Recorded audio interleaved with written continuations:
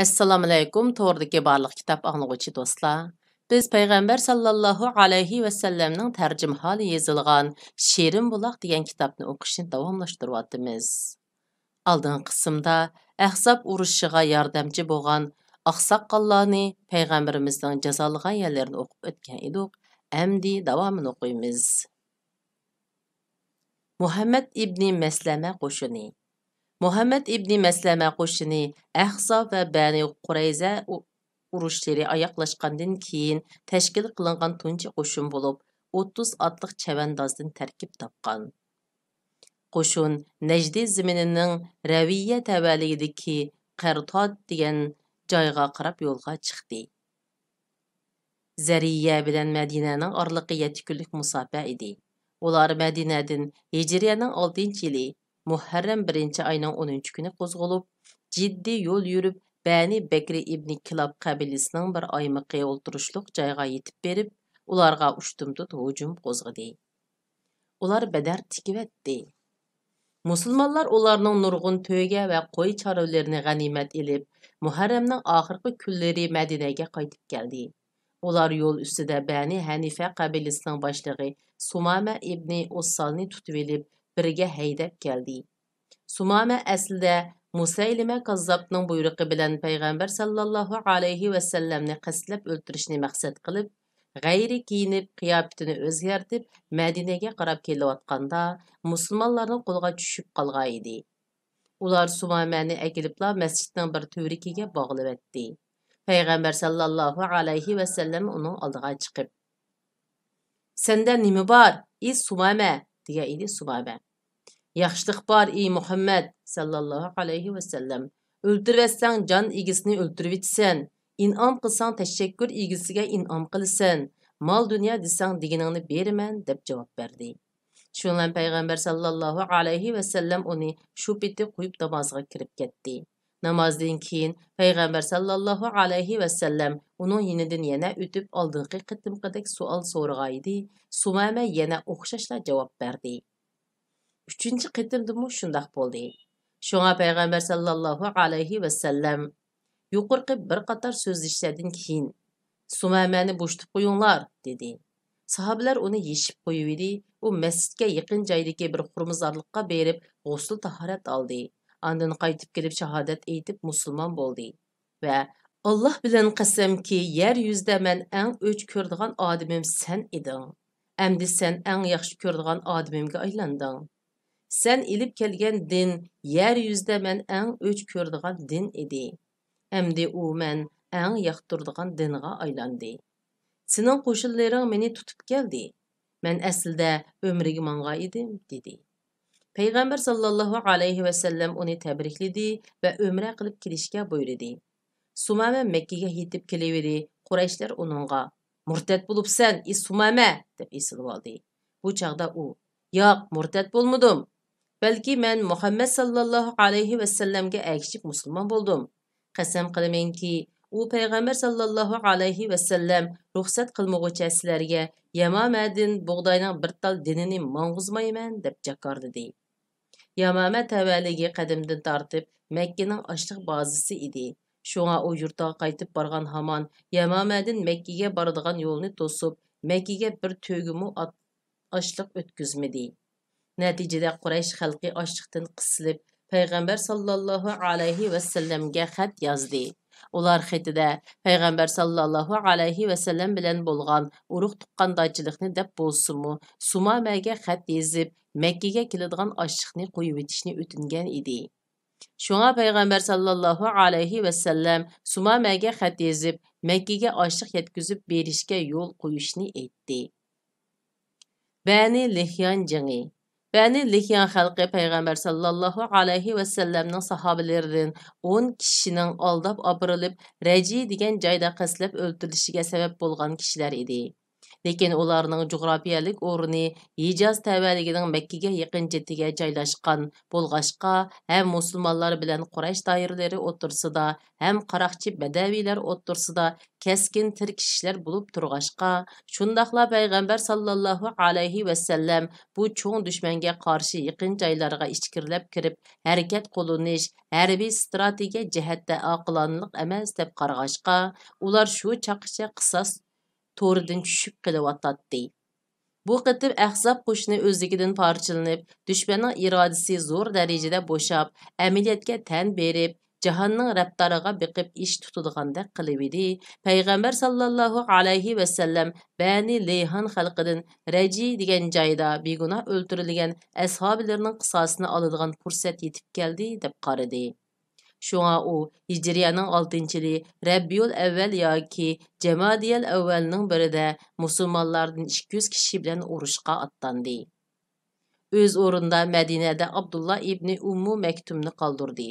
U Madinadan yo'lga chiqqanda payloqchilarning nazarini burash uchun Sham tarafga yurish qilgan bo'lib, shimol tarafga qarab yo'l oldi.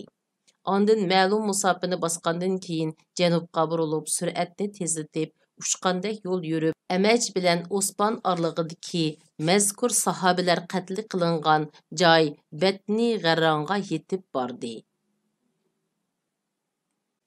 Payg'ambar sallallohu alayhi vasallam u yerda sahobalarga rahmat tiladi va duo qildi. Buningdan xabar topgan Bani Leyhan xalqi tog' qiyalarga va cho'l jirolarga qochib ketdi. Ulardan birmu odam qo'lga tushmadi.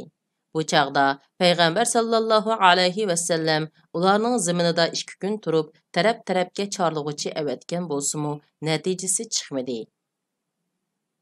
Shunga u Osman degan joyga berib, u yerda Quraysh doiralariga o'zining shonu shavkati va hayvat jasoratini ko'rsatib qo'yish uchun 10 kishilik otliq qo'shinni Quraul G'am degan joyga chorlashga avatdi.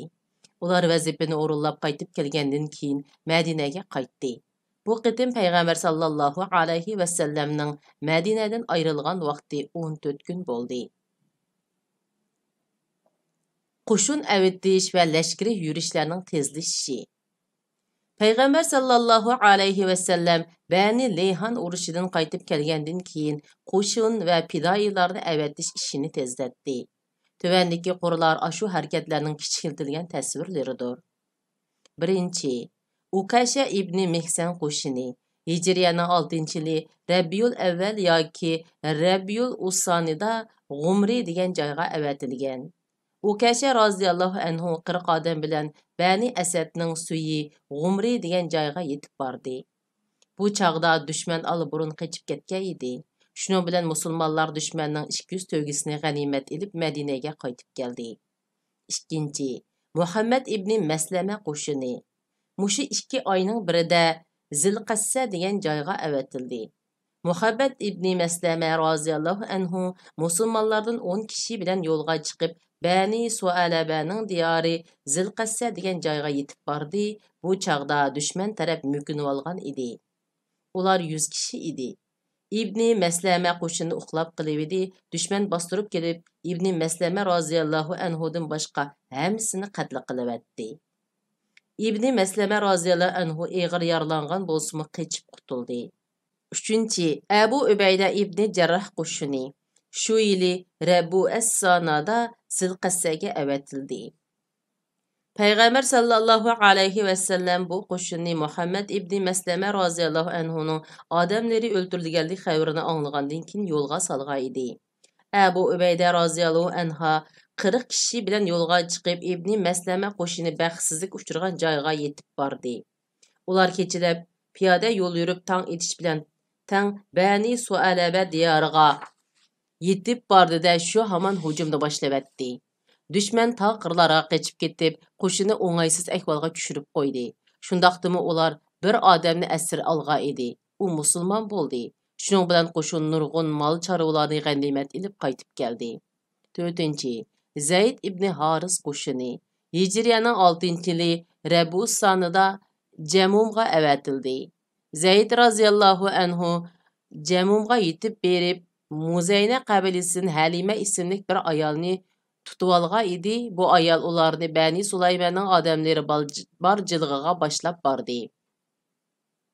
U yerda musulmonlar nurg'un to'yga, mol chorvalarni va asir o'lchilarni qo'lga tushirdi. Zayd raziyallohu anhu g'animat olgan mollarni haydab Madinaga qaytib kelibdi. Payg'ambar sallallohu alayhi va sallam heliqi muzaynalik ayolga o'zining va erining hurlikini iltifot qildi. 5. Yana Zayd ibn Haris qo'shini Hijriyaning 6-yili Jamadiyal oxirida taraf yoki taraqmu degan joyga avatildi. Zayd ibn Haris raziyallohu anhu 15 odam bilan otlanib Bani Sualaba diyoriga yetib borganda, u yerdagi badaviylar badar tikibatdi. Ular payg'ambar sallallohu alayhi va sallam o'zi qo'shin tortib kelgan bo'lishi mumkin deb qo'rqib ketishgan edi. Natijada Zayd ibn Haris raziyallohu anhu ularning 20 to'gisini g'animat ilib 4 kundan keyin qaytib keldi. 6. Yanıla Zayd ibn Haris qo'shini Hijriyaning 6-yili Rajab oyida Vadil Quraga avatilgan. Zayd raziyallohu anhu 12 odam bilan Vadil Quraga dushmanning harakatini kuzatish uchun avatilgan edi. Ular atlanib Vadil Quraga yetib borganda, Vadil Qura aholisi ularga hujum qilib 9 kishini o'ldiribdi. 3 kishi qochib qutuldi. Ularning biri Zayd ibn Haris raziyallohu anhu edi. 7. Xabti qo'shini. Ba'zilar bu qo'shinni Hijriyaning 8-yili Rajab oyida avatilgan deyishidi.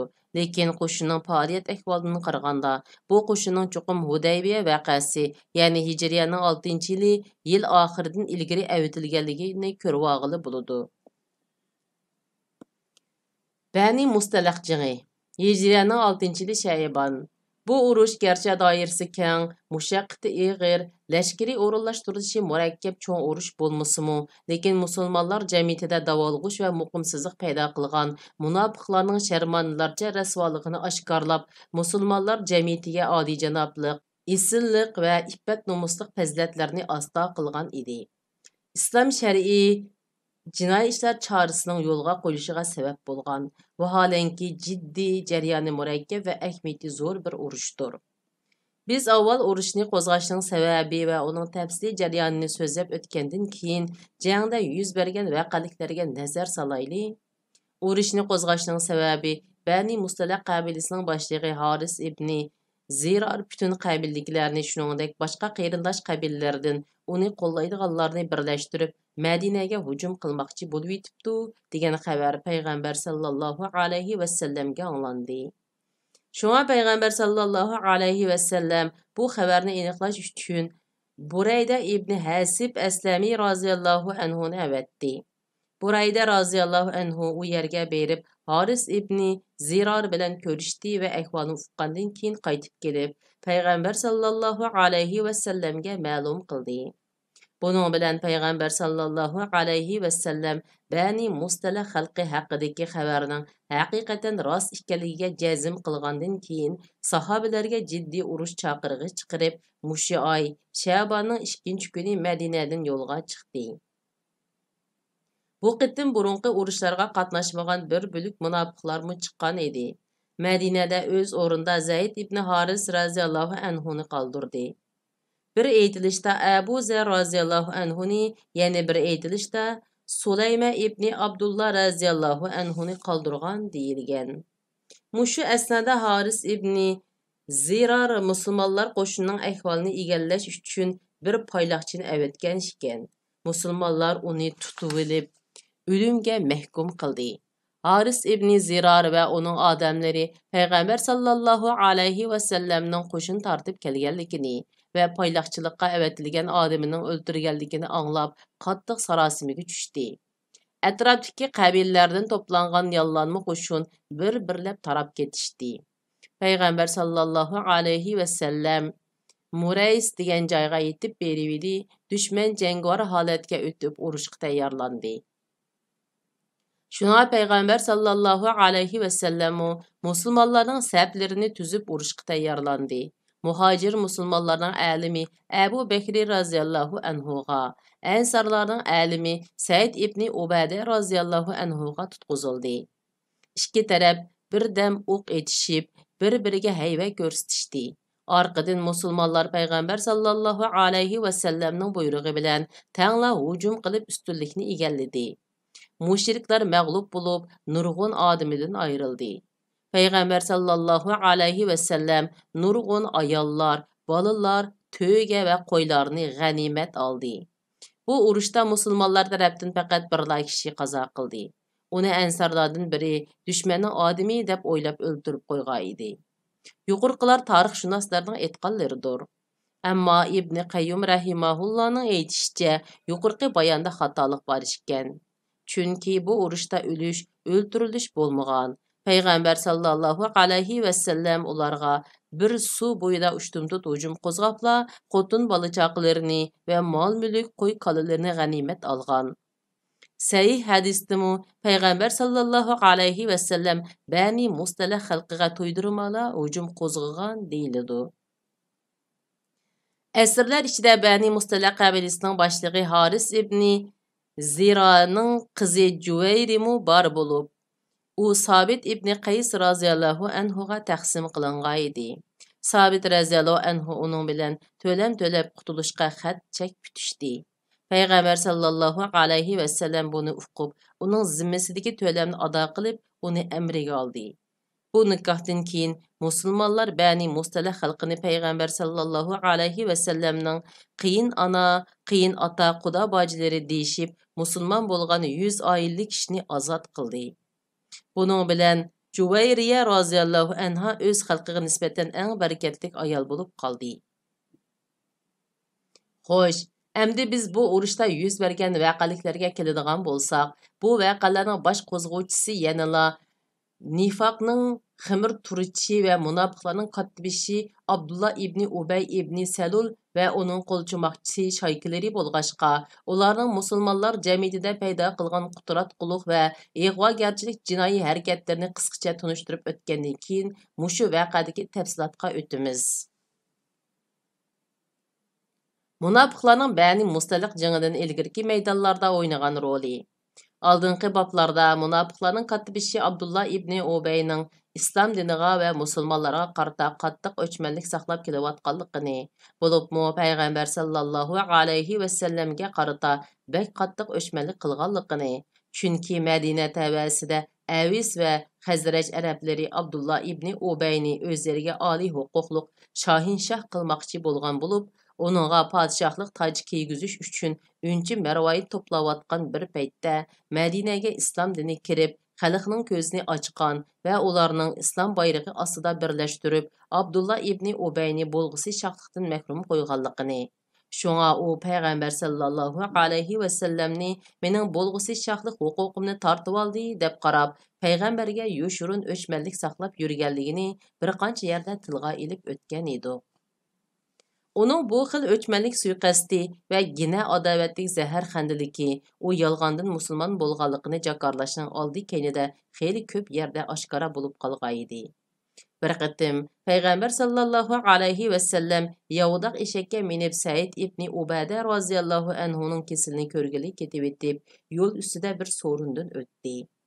O so'rinda Abdullah ibn Ubay bar edi. O payg'ambar sallallohu alayhi va sallamni ko'ribla chapinining peshi bilan eg'iz burnini itib, bizga azor bermanglar dedi.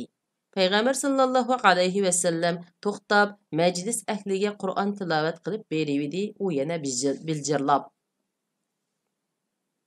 sen bizning so'rinimizga bundaq bisib kelmay, uyingda o'ltirib, bu gapingni qishinga borganlarga aytib bergin dedi.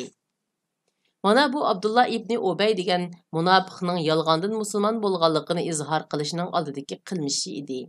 Ammo u Badr urushidan keyin ko'rinishda musulmon bo'lganligini jakarlagan bo'lsa-mu, yanala Allohga, Allohning payg'ambariga va mu'min musulmonlarga dushmanlik qilishda qilcha bo'shashmadi. U davomli musulmonlar jamiyatini parchalash va islom kalimasini xunuklaştirishni o'ylaydi. Islom dushmanlari bilan do'st tortishib, eg'iz burun yalishadi. İlgiriki bablarda bayon qilganimizdek, u Bani Qaynuqa yahudilarini bir taraf qilish ishig'imi chat kerib oldi. Shuningdek yana Uhud urushida musulmonlar orasida ideyaviy davolg'ush va tafriqachilik silib, ularning jangovorligini ojizlashtirib, lashkariy sepini parchalash uchun qilmagan askiligi qolmadi.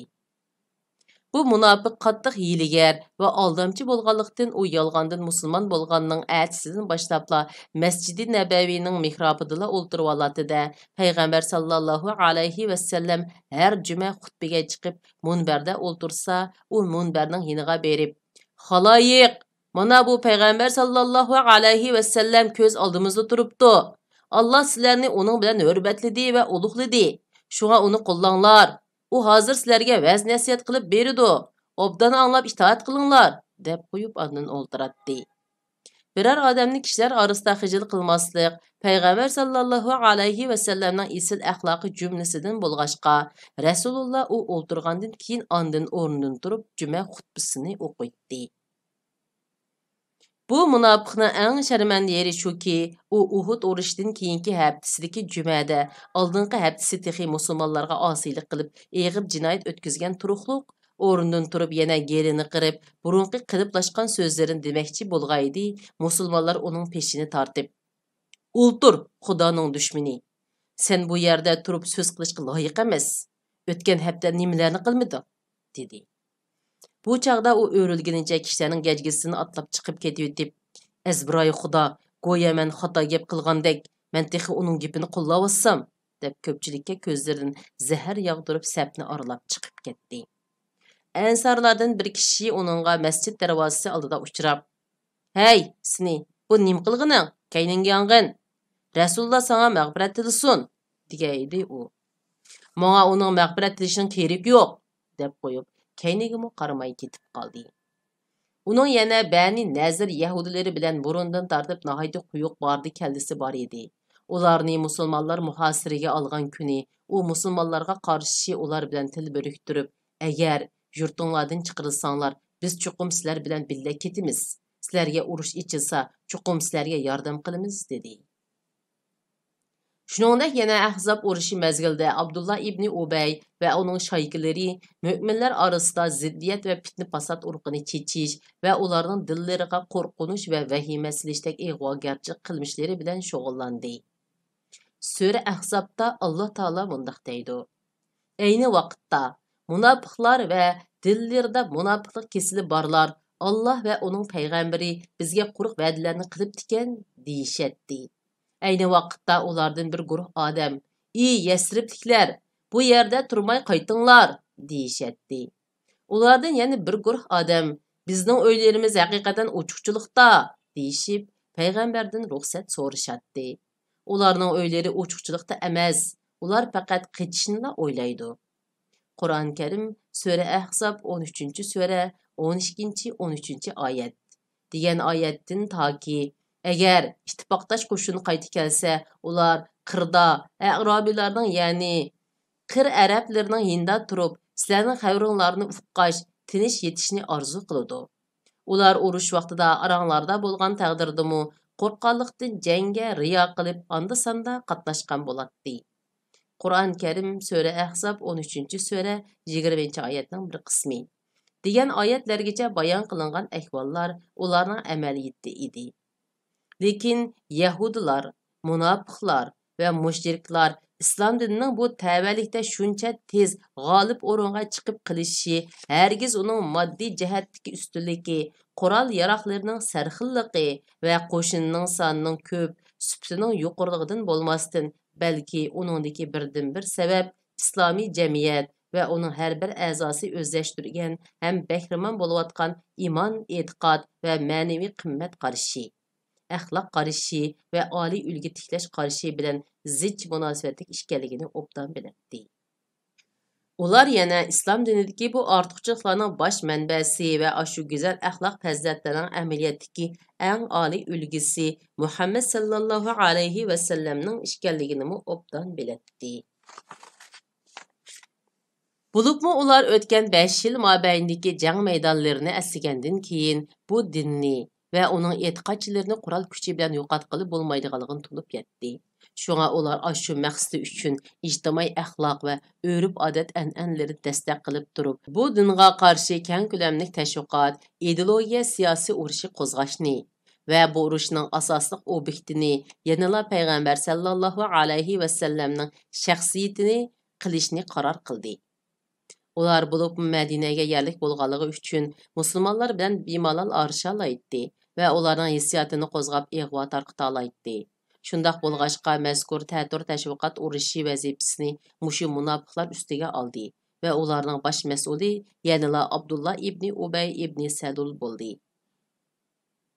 Şundaq din düşmənlərinin bu planı Əhzab urushidan keyin müminlərinin anısı Zeynəb binni Cəhşi raziyallahu anha burunqi eri Zeyd ibn Haris raziyallahu anhu Peyğəmbər sallallahu alayhi və səlləmnin beqvagan oğludan ajrışıb ketgandan keyin Peyğəmbər sallallahu alayhi və səlləm onu nikahiga alğanda texmi roşan və gavdalik ifadələndi. Ərəblər ənənəvi örüp adeti boyunca beqvagan oğulni nəsildən bolğan oğul bilan oxşaş görətdi. Şuna beqvagan oğulның nikahiga ilib qoyatgan xotinni beqvalğuchi kishi üçün haram deb qaratdi. Peyğəmbər sallallahu alayhi və səlləm Zeynəb binni Cəhşi raziyallahu anhani Allah Taala'nın fərmanı bilan nikahiga elibidi. Munafiqlar Peyğəmbər sallallahu alayhi və səlləm üstüdə fitna ig'vo tarqitib, onun xalq alam oldidagi yuzini tushirmoqchi bo'ldi va onun uchun mundaq ikki ishni dastak qilib ko'tarib chiqdi. Birinchi, Rasulullahning bu ayoli uning 5-xotini bo'lib qoldi. Vaholanki Qur'on Karimda bir erning 4dan ziyoda xotinlik bo'lishiga ruxsat qilinmagan tursa, uning qandaqsiga 5 xotinlik bo'lishiga yo'l chiqib qopti? Ikkinchi, Zeynəb binti Cəhşi raziyallahu anha onun beqvalğan oğlu nikahiga ilib qoyatgan xotin tursa, biz ərəblərinin ənənəvi örüp adeti boyunca onun bilan nikohlanish ən qabih gunohi kabir emasmi? Ular bu haqda nurg'un ta'tur təşviqatlarni və söz çöçəklərini to'qib Muhammed sallallahu alayhi və səlləm Zeynəbni o diqqətsiz turgan halda körüb qılıb, onun nazakətlik güzel qameti və hüsn jamaldan xudini yo'qitib, onunğa aşıqı beqarar bo'lib qapti. Onun beqvalğan oğlu Zeyd ibn Haris bu ahvol uqub, otisi üçün ayolni qo'yib beribdi degandek razil afsonani o'ydirib tarqatdi. Ular bu o'ydirma ig'voni shundoq qattiq kuchab tarqatdiki, onun qisman yomon ta'siri ba'zi imoni ojiz kishilarning engiga nihoyat cho'nqur singib ketdi. Hatta ba'zi tafsir va hadis kitoblari davrimizga qadar shu yomon niyat bilan to'qib chiqarilgan o'ydirmadan xoli bo'la olmadi. Oxir Alloh taolo Qur'on Karimda ro'shan oyatlar nozil qilib, kishilarning dillaridagi shak shubha kasallarini davolaydigan shifoliq retseptlarni bayon qildi. Alloh taolo bu xil fitna ig'vo va so'z cho'chaklarining nihoyat keng doirada tarqalganligini bayon qilib, sura Ahzobning tuvandagi oyatlari bilan boshladi. Ey payg'ambar, Allohga taqvodorlik qilishni davomlashtirgin. Kuffarlarga va munofiqlarga itoat qilmag'in. Allah haqiqatan bandalarning amallarini bilib turg'uchidir. Ularning ishlarini hikmat bilan boshqarg'uchidir. Qur'on Karim sura Ahzob 33-sura 1-oyat. Xo'sh, yuqorqilar musulmonlar orasida ikki yuzlimichi, xoin, munofiqlarning Bani Mustalaq urushining ilgirki buzg'unchilik qilmishlarining yengillaridir. Peyğəmbər sallallahu alayhi və səlləm bu yolsuzluqlarning hammasiga savri və kən qursaqlıq bilan muomala qilib o'tkazib yetib kelgan edi. Kən musulmonlar jamoasimi bularning sharidan hamon faqas bo'lib turadi yoki tishini tishlab o'zini bisib oladi. Chunki bu munofiqlar Alloh taoloning tuvandagi kalomining mazmuni bo'yicha hammaga ma'lumlik munofiqlardan bo'lib ketgan edi. Ular o'zlarining har yili bir qatim yoki 2 qatim sinildiganligini, ya'ni ular to'g'risida vahiy nozil bo'lib sirlarining fosh qilindiganligini bilmamdi. Ondan ular tavba qilmaydi. Ya'ni nifoqdan qaytmaydi, ibratmi olmaydi. Qur'on Karim sura Tavba 9-sura 126-oyat. Shunda qilib bugungi kitob o'qishimiz mush yergacha bo'ldi. Davomini kelar qatim o'qiymiz. Xayr, xo'sh, Allohga omonat.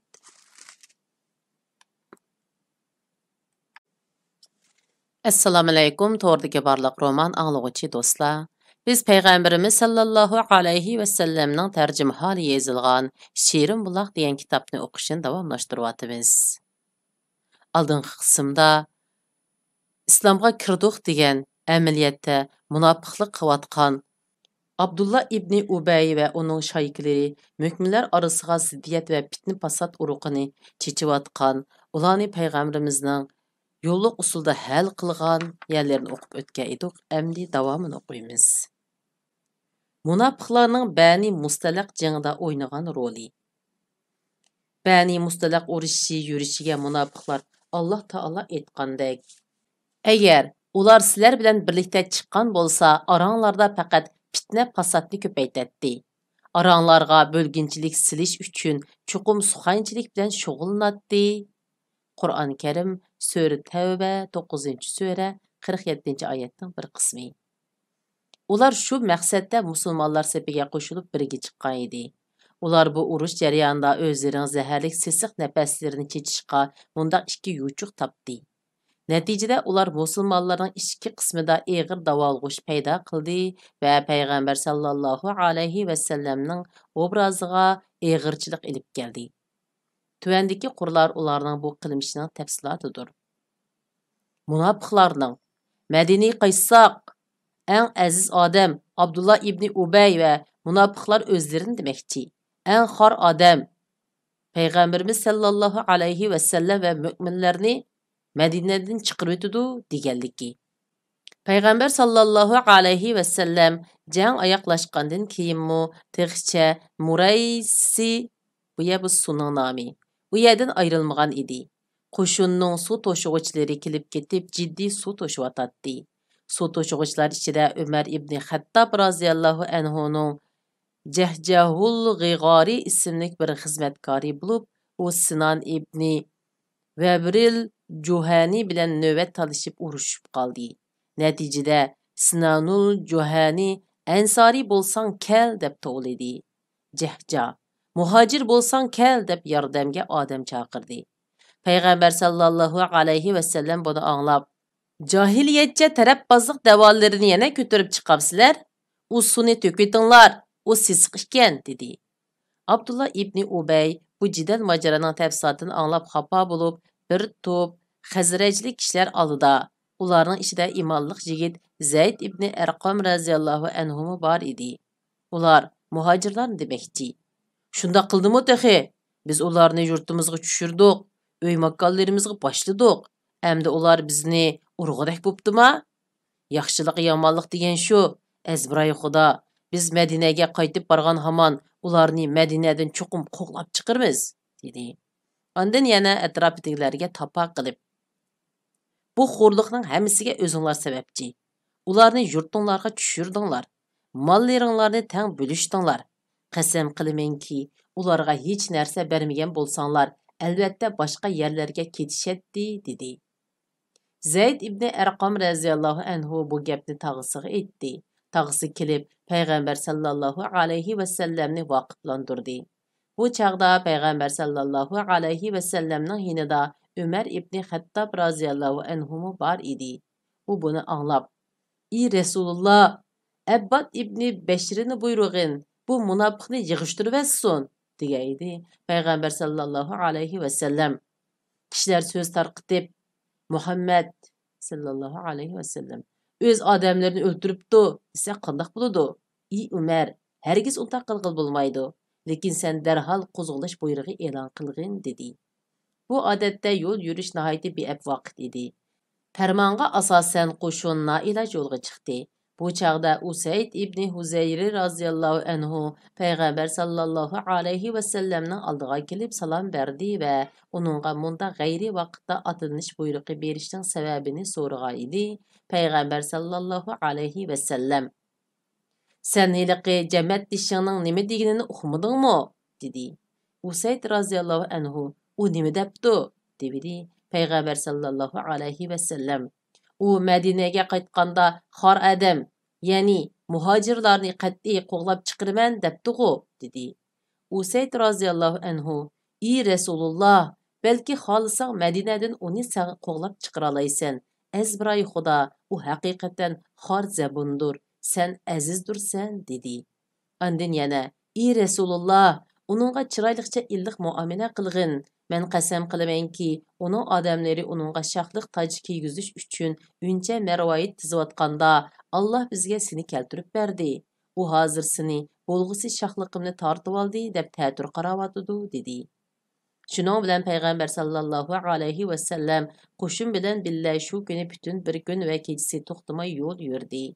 Hatta ertesi gün kötürülgenden keyin bir menzilge düşkende qoşun andın cimcit uyquga ketdi. Peygamber sallallahu aleyhi ve sellemning bunda qilishi kişilerge bekar parangsılışqa orun vermeslik üçün idi. Amma Abdullah ibn Ubey öz gepini Zayd ibn Erqam raziyallahu anhu arqılıq Peygamber sallallahu aleyhi ve sellemge anlanıp qalğanlığını uqub, onun aldığa keldi ve "Bundaq geplerini qılğıcı bolmadım, hatta könglimgemi keltirmedim" deb Allah'ını araq elip qassam içdi. Onun bilen birlikte kelgen ensarlar, "Ey Resulullah, Zayd ibn Erqam texi kichik, gödek bala, onun gepini yaxşı anlayalmay xata düşünüp qalğan bolushi mumkin" deb onun qasimini quvvatledi. Şunun bilen Peygamber sallallahu aleyhi ve sellem Abdullah ibn Ubey'nin gepiga maqul bulup, onun özürsini qubul qildi. Zayd ibn Erqam raziyallahu anhu mundaq deydi. Bu çağda bana yetmegen oy xiyallar yetip iğir gam bisib aldı. Hatta öydümü çıkmadım. Şu halatda Allah Taala ular Resulullah'ның yindiki kişilerini təminləmənlər, ular tarap kessun deydi. Kur'an-ı Kerim Sure Munafiqun 63. Sure 7. ayetning bir qismig'icha. Ve ular yana munofiqlar Madinaga qaytsaq, agar aziz odam, ya'ni Abdullah ibn Ubay ve munofiqlar o'zlarini demakchi, eng xor odamni, ya'ni Peygamber sallallahu aleyhi ve sellemni müminlarni demakchi, Madinadan chiqarib etdi deyishidi. Kur'an-ı Kerim Sure Munafiqun 63. Sure 8. ayetning bir qismi degan oyatlargacha nozil qildi. Şu haman Resulullah sallallahu aleyhi ve sellem bana adam öğretip, yuqorqi oyatlarni tilovat qilib berib, Allah sininkini rastqa chiqardi, dedi. Ayşe raziyallahu anhaga chaplangan töhmet. Bani Mustalaq urushi jarayonida yana Ayşe raziyallahu anhaga töhmet chaplash vaqasi yuz berdi. Vaqaning tafsiloti mundaq edi. Peygamber sallallahu aleyhi ve sellem bu urushda çek tashlash orqali ayollaridan Ayşe binti Ebu Bekri raziyallahu anhumani billa ilib chiqdi. Peygamber sallallahu aleyhi ve sellem bunun aldidimi shunda qilatdi. Qo'shin urushdan qaytib kelavetib, bir joyda kechilik qunalg'uga tushgan edi. Hazrati Ayşe raziyallahu anha hojat ado qilish uchun kojvisidan chiqib qaytashida hamshirisidan oriyat olgan bir monchig'ini yuttirib qo'ydi. Shuning bilan u darhol iliqi monchaqni izlashga kirishib ketdi. Bir chaqda uning kojvisini ko'tardiganlar kelib, Ayşe raziyallahu anhani kojuda bor deb o'ylab, kojvini to'giga ortida qo'shin bilan yurib ketdi. Hazreti Ayşe raziyallahu anha yenik bo'lg'ashqa, kajvining ichida bor yo'qligi kajvini ko'targuvchilarning xiyoliga kelmagan edi. Chunki Ayşe raziyallahu anha u chaqlarda texi kichik, yengil qiz bo'lib, eg'irligi ma'lum bo'lmagan edi. Uning ustiga uning kajvisi bir qancha kishi ham qon bo'lib ko'targan bo'lg'ashqa, uning eg'ir yenikligi hech qaysiga bilinmagan edi. Navoda uni bir yoki ikki odam ko'targan bo'lsa-di, albatta bilgili bo'ladi. Shunda qilib Ayşe raziyallahu anha monchiqini tepib qo'shin tushgan joyga kelganda qo'shinning soyisimi ko'rinmadi. Shunga ular meni pat fursatda cho'qim izlab keladi deb o'ylab, qo'shin tushgan joyda o'ltirib turdi. Allah Taala o'z ishiga hamon g'olibdirki, u arsh Allah ustida ishlarni xohlagancha tasarruf va tadbir qilg'uchidir.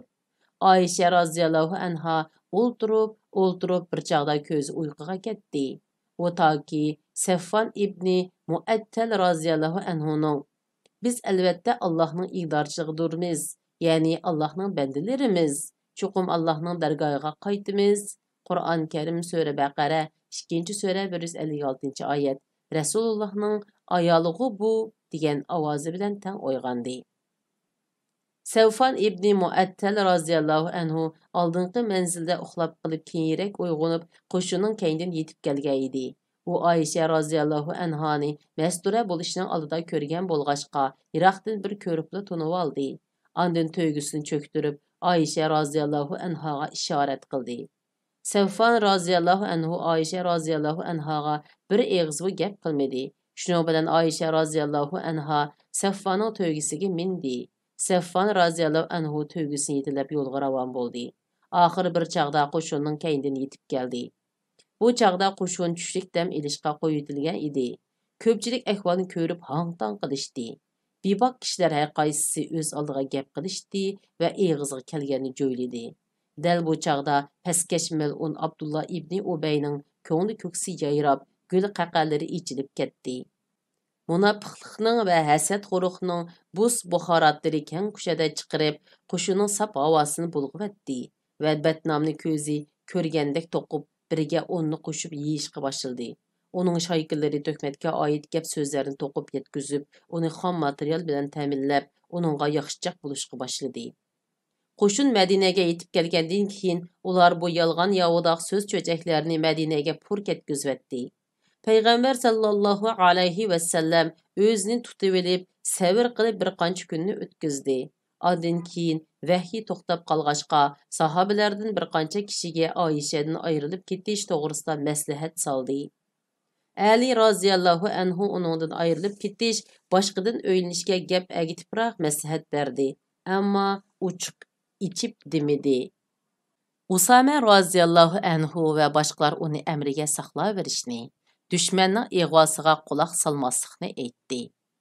Shuning bilan payg'ambar sallallohu alayhi va sallam munbarga chiqib so'z qilib, Abdullah ibn Ubay qatorliqlarning payg'ambar sallallohu alayhi va sallamning oilasiga batnom chaplashga nima asosi borligini surishta qildiganligini aytdi. Bu chaqda Usayd ibn Huzayr, Avis qabilasining boshlig'i roziyallohu anhu o'zining Abdullah ibn Ubayni o'ldirib etish uyi borligini aytdi. Buni anglab, Said ibn Ubada roziyallohu anhu Abdullah ibn Ubaydning qabilasi bo'lgan Xazraj qabilasining boshlig'ining qabilvozligi tutib, ikkilan takolishib qilib, masjidning ichida ikki qabila tutishib ketgili tasliq qildi. Bu chaqda payg'ambar sallallohu alayhi va sallam munbardan tushib, ikki tarafga hoy berib, ularni jim qildi va o'zimi jim bo'lib hujrasiga kirib ketdi. Ayşe raziyallohu anha safardan qaytib kiribla og'rib yetib qolgan edi. Uning kesili bir oygacha so'zildi. U bu jarayonda payg'ambar sallallohu alayhi va sallamning uningga ilgari kasal bo'lib yetib qolgan chog'larida ko'rsatadigan kuyinish va hissdoshliklarining so'slashib qolganligini bayqagandan boshqa, uning ustida jamiyatda taralgan batnom va so'z cho'chaklardan qilcha xabarsiz edi. Ayşe raziyallohu anha bir az yaxshilanib o'rnidan turg'idek bo'lib edi. Bir kechasi Mistah ibn Usasaning onasi Ummu Mistah raziyallohu anhaning hamrohligida sirtqa hojatga chiqdi. U yerda Ummu Mistah raziyallohu anha o'z kiyimiga putishib yiqilib tushib, o'g'liga duoibat qilgan edi. Ayşe raziyallohu anha uning o'z o'g'liga o'rinsiz duoibat qilganligiga norozi bo'lib, uningdan sababini so'radi. Ularning qilib yurgan gaplarini anglamadingmi? dedi va Ayşe raziyallohu anhaga ahvolni so'zlab berdi. Shuning bilan Ayşe raziyallohu anha atsi atgan uyiga qaytib, ota-onasidan ahvolni aniqroq o'qish uchun payg'ambar sallallohu alayhi va sallamdan oilasiga berib kelishga ruxsat so'radi va ota-onasiga berib ahvolni uqdida bo'qildab yig'lashga boshladi. U shu kuni va atsi 2 kun kecha ko'z yummay yig'lab chiqdi. Hatto u yig'laverib, o'z ko'zidan ansirab qoldi. Ayşe roziyallohu anhaning ahvoli ana shundoq qayg'u alam ilkida o'tayotgan kunlarning birida payg'ambar sallallohu alayhi va sallam uni yo'qlab berib, uning yinida o'ltirib tashahhud, hamdu sana va shahodat o'qidi va "Ey Ayşe, sen to'g'riliq turli o'sak so'zlarni angladim. Agar sen bu ishdan pok bo'lsang, Alloh seni cho'qim oqlaydi. Agar gumonliq bo'lsang, tavba qilgin. İnsan gunohini tunisa, tavba qilsa, Alloh gunohini mag'firat qiladi" dedi. Gap mush yer kelganda Ayşe raziyallohu anhaning yig'isi to'xtab, payg'ambar sallallohu alayhi va sallamga "Men uchun javob beringlar" deganda qilib ota-onasiga qaradi. Ayşe raziyallohu anhaning ota-onasimi nima deyishni bilolmay ting'irqab qilishdi. Bu chaqda Ayşe raziyallohu anha bu so'zlarga sizlar shu qadar ishongansizlarki, agar men pok desammu, mening pokligimni Alloh biladi. Sizlar so'zimga ishonmaysizlar. Alloh biladiki, men pok turib, bu töhmatlarni ustimga olsam, chuqum ishonasizlar. Alloh bilan qasamki, men o'zimga tasalli berish uchun Yaqub alayhissalomning men faqat chiroylicha savr qilaman. Sizlarning mushu yolg'on so'zinglarni ko'tirishimga Alloh madadkordir. Qur'on Karim Sura Yusuf 12-sura 18-oyatning bir qismi. degan so'zdan boshqa so'z topolmayman debla o'rilib u yoqqa qarab yetib oldi. Dal ashu daqiqada payg'ambar sallallohu alayhi vasallamga vahiy nozil bo'lishga boshladi va birdamdan keyin uningdan vahiy suri ko'tarilib, chiroyida kulka paydo bo'ldi va "Ey Oysha, xush xabar, Alloh seni oqladi. Bilginki, Alloh seni oqladi" dedi. Buni anglab Oysha roziyallohu anhaning onasi uningga "Tura o'rningdan turib Rasulullohga rahmat etqin" degan edi. Oysha roziyallohu anha o'zining pokligiga noz qilib va payg'ambar sallallohu alayhi vasallamning uni chin qalbidan suydiganligiga ishonch qilib, "Yo'q, Alloh bilan qasamki, men faqatla Allohga ta'zim bijo keltiraman va Allohga tashakkur aytaman" dedi. Alloh taolo Oysha roziyallohu anhoga jablangan tuhmat haqida Sura Nurda "Shubhisizki, sizlardan bir guruh odam Oyshaga bo'xton chopladi" degan yerdan boshlab 10 necha oyat nozil qildi. Bu qitim Oysha roziyallohu anhoga tuhmat choplag'uvchilardan Mistah ibn Usasa, Hassan ibn Sobit va Hamna ibn Jahshilarning har biri 80 dan darra urildi. Mel'un Abdullah ibn Ubay tuhmatchilarning bishi va Hamidin bek o't quyruqlik qilgan turuqliq uningga had jinoiy jazo berilmadi.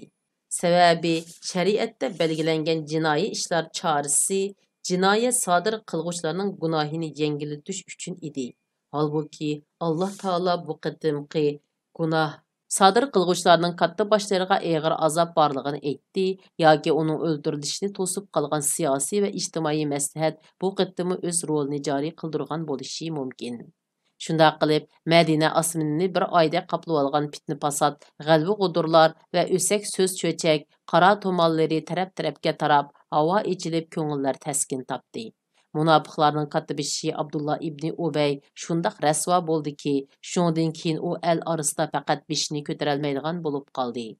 Ibn Ishoq rahimahulloh mundoq deydi: Mushu vaqadan keyin hiliqi badbaxt bir vaqa sodir qilsa, uning dekkisini uning o'z odamlari beradigan bo'lgan. Bu chaqda payg'ambar sallallohu alayhi vasallam Umar roziyallohu anhuga "Qandoq, ey Umar, navoda Abdullah ibn Ubayni o'ltirib bitayli degan chag'ingda o'ltirayotgan bo'lsak, norozilik ko'p bo'ladi. Mana endi o'ltirib bitishning hojati qolmadi" dedi. Bu vaqtda Umar roziyallohu anhu "Azbirayi Xudo, endi bildimki, Rasulullohning amr farmoni mening o'ylaganlarimdan ko'p hikmatlik ham xayrlik ekan" dedi. Muraysi jang'idan keyin avatilgan qo'shin va lashkariy yurishlar. 1. Abdurahmon ibn Avf qo'shini Hijriyaning 6-yili Sha'bonda Davatul Jandaldagi Bani Kalib diyoriga ularni islomga da'vat qilishga avatildi. Payg'ambar sallallohu alayhi vasallam qo'shin yo'lga chiqish oldida Abdurahmon ibn Avf roziyallohu anhuni aldiga chaqirib akilib o'ltirg'izib, o'z qo'li bilan uningga salla o'rab kaydirdi. Ondan uningga lashkariy ishlardagi eng odil tartiblarni topilab, agar ular sana qarshiliksiz itoat bo'yinlarini agsa, ularning boshlig'ining qiziga o'ylangin dedi. Abdurahmon u yerga yetib berib 3 kun turib ularni islomga da'vat qilgan edi. Ular birdek musulmon bo'lib itoat qo'llarini sundi. Shuning bilan Abdurahmon roziyallohu anhu Tumariz binti Asbah ularning qabila boshlig'ining qiziga o'ylandi. U Abu Salama ibn Abdurahmonning onasidir. Tumazirning otasi Asbah ularning ichidagi to'liq huquqdor sardor edi. 2. Ali ibn Abu Talib qo'shini Hijriyaning 6-yili Shaybonda Fatahdagi Bani Said ibn Bahri qabilasiga avatildi. Sebebi, o yerdə bir bölük kişilər musulmanlarga qarşı Yahudilarga həmdəmdə bo'lib etibdi degan xəbər Peyğəmbər sallallahu alayhi və səlləmə anlanğan idi. Şuna Peyğəmbər sallallahu alayhi və səlləm ularga Ali raziyallahu anhu başçılığında 200 kişini əvətdi. Bu qoşun keçisi yol yürüb, gündüzü yoşurun minib, axırı yol üstüdə ularning bir ayğaqçısını qolga düşürdü. Onun aşkarlaşıca Bəni Səid xalqi onu Xəybər xurmasıdan məlum ülüşkə erişiş şərti bilən musulmanlarga qarşı ularga həmdəmdə buluş təklifini bərgili əvətilgən ikən. Şunun bilan o musulmanlarni düşmən toplaşqan orunga başlap beriydi. Ali raziyallahu anhu ularga uçtumtut hücum qozğab 500 tögə və 2000 qoyunu qolga düşürdü. Bəni Səid xalqi bütünlüy qaçıb ketdi. Ularning başlığı Vəbdə İbni Əlim degan kishi idi. 3. Əbu Bəkri Siddiq yoki Zayd ibn Haris qo'shini Hijriyaning 6-yili Ramazonda Vadil Quraga əvətildi.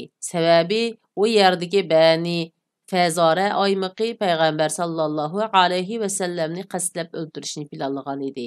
Şuna Peyğəmbər sallallahu alayhi və səlləm ularga Əbu Bəkri Siddiq raziyallahu anhuni əvətdi.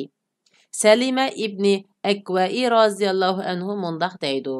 Mən Əbu Bəkri raziyallahu anhunun qoşununda birgə çıxqan idim. Biz o yerga yetib barğan kuni səhər bamdad namazını oqub bulubla ularga umumyüzlük hücum qozğab bir su boyuğa sürüb bardıq.